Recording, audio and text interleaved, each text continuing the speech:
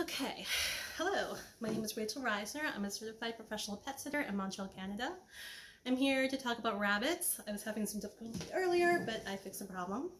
So, okay, Maple. Maple's person is going to come any minute now to pick him up, but she did give me permission to post a video about him. I have touched on rabbit care in my blog, www.catsandhamsters.com/blog. And I guess I wanted to talk about a little bit more as well with my handy dandy demonstrator Maple.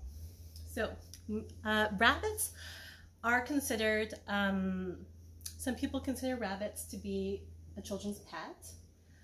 And also when you go to, say, pet shops, you'll often see very cute baby rabbits there available for sale. Just be aware that you may buy a rabbit that fits into the palm of your hand, but then when you take that rabbit home, just be aware that those are usually baby bunnies. When you take them home, they're going to get bigger. Like Maple, who is a Dutch rabbit. Maple is roughly about mid-sized. I have watched dwarf rabbits that are much smaller, and also rabbits that are much bigger.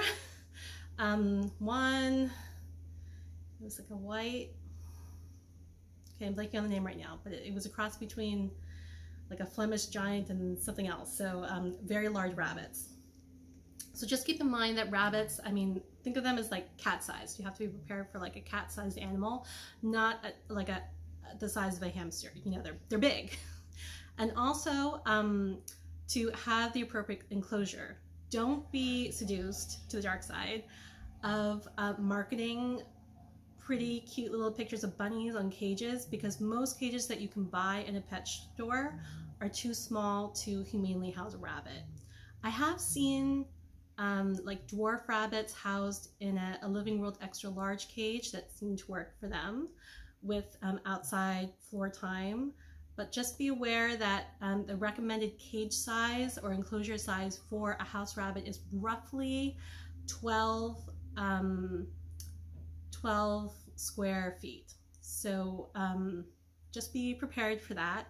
I think most rabbit owners that I've seen tend to use a dog exercise cage because, I mean, you can move them around. You can reconfigure them into different sizes. They can be square, they can be hexagonal, they can be rectangular.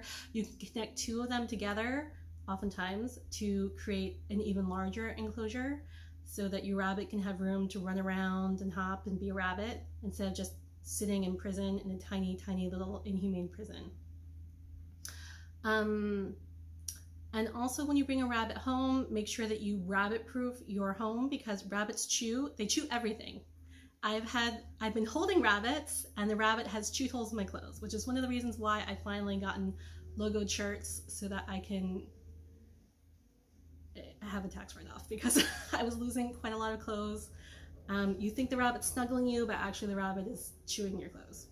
Another thing is I always watch my rabbit charges very carefully. I'm just totally on them if they're outside of the cage.